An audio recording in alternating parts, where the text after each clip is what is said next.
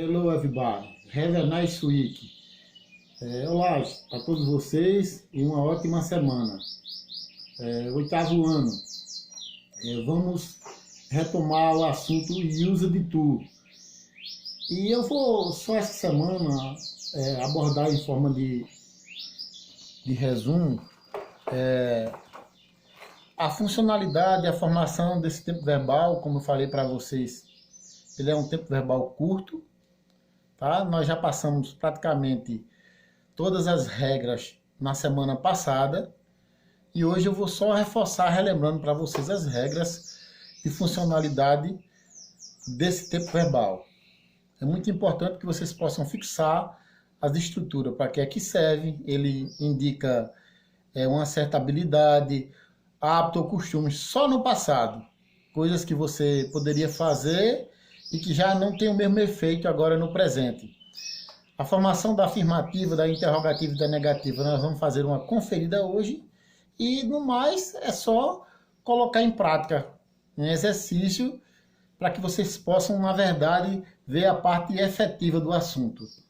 Então, eu queria que vocês observassem aqui como é que funciona, tá? O used to é usado no passado em frases afirmativas, interrogativas e negativas. Eu já falei isso, como todo tempo verbal na língua inglesa, ele vai contar sempre com essas três formas, né? O que pode ocorrer é que ainda tem uma quarta forma, que seria interrogativa e negativa ao mesmo tempo. Mas aqui a gente está trabalhando as formas básicas, né? E aí, você pode observar que dessa forma ele segue as mesmas regras para os verbos no passado simples.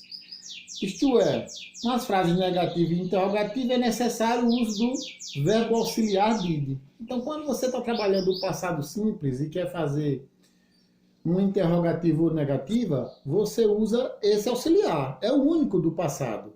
O mesmo vai acontecer com o used to, já que ele fala de passado também.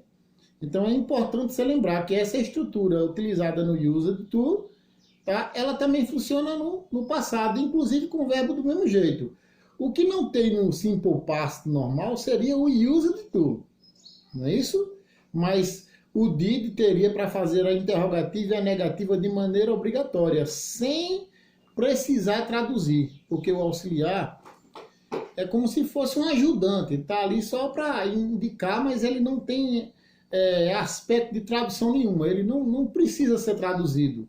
Então, se você estiver traduzindo uma frase e por acaso você retirasse o did, uma frase que está no passado ou está com used to, você vai notar que não tem efeito nenhum de tradução, funciona.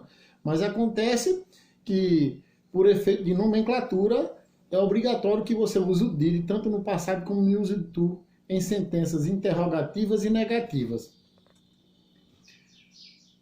Aí aqui a gente vai precisar só relembrar aquilo que nós já falamos no vídeo anterior. Não é isso? Como eu falei, esse é um assunto que fica simplificado por conta de não fazer alteração ortográfica no verbo. Todo assunto que não tem essa necessidade de mexer no verbo, o grau de complexidade é bem menor. É mais fácil do aluno entender. Então veja aqui. Utilizamos o used to para nos referirmos a hábitos no passado. Quanto ao sentido da estrutura, eles nos remetem para hábitos e costumes passados, levando em consideração tanto ações quanto os estados. Pode-se dizer também que o used to é uma estrutura mais corriqueira e informal no inglês. Para compreender melhor o uso, você vai observar, ou seja, essa informalidade é que torna esse assunto assim menos complicado, tá? Quando você fala de formalidade, ele tem um peso maior, tá? Gramaticalmente falando, é quando você aplica a gramática normativa, sem já esse daí não. Como a informalidade é a linguagem do dia a dia, vamos dizer que os recursos ortográficos não são tão, vejam bem, já não precisa alterar o verbo principal. Então é um princípio mais de informalidade mesmo. Aqui eu trouxe para vocês uma estrutura de afirmativa, de interrogativa, de negativa. Veja bem, na afirmativa você tem He used to play guitar. Na negativa ela tem he didn't use. Aí veja a diferença. Quando você faz estrutura interrogativa ou negativa, você usa o auxiliar, mas o used to perde a letra D, porque você começa a trabalhar com auxiliar did, né? Então nessa negativa aí que tem didn't, é a mesma coisa que did not, tá? Então aqui eu coloquei as traduções, ó. Ele costumava tocar guitarra, né? Ele não costumava tocar guitarra, e aquilo que eu digo sempre a vocês é o seguinte: quando você muda de uma afirmativa para interrogativa, não tem mudança nenhuma na tradução. É que você vai dar a tonalidade de frase interrogativa. Aí ele está dizendo, ele costumava tocar guitarra, essa interrogação é que vai dar a tonalidade de pergunta, simplesmente isso. Do ponto de vista de tradução, nenhuma alteração.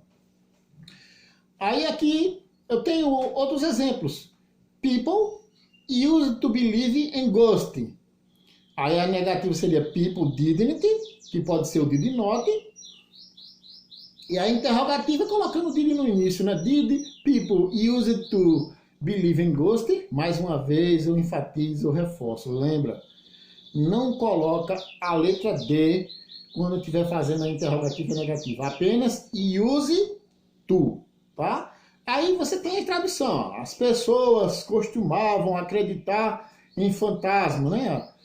Aí as pessoas não acreditavam em fantasma. As pessoas costumavam acreditar em fantasma, tá? Outro exemplo aqui é I used to live in a big city.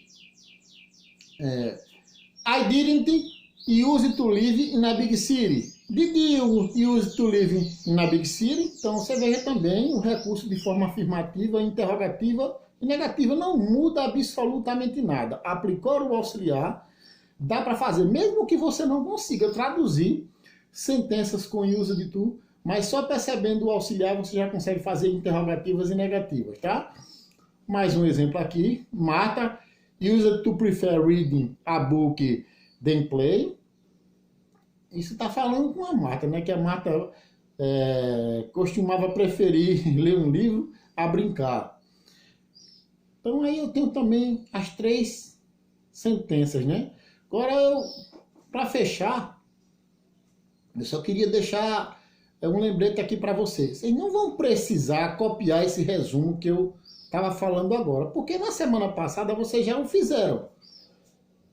Não é isso? A gente só colocou exemplos adicionais para mostrar como funciona na prática essas formas.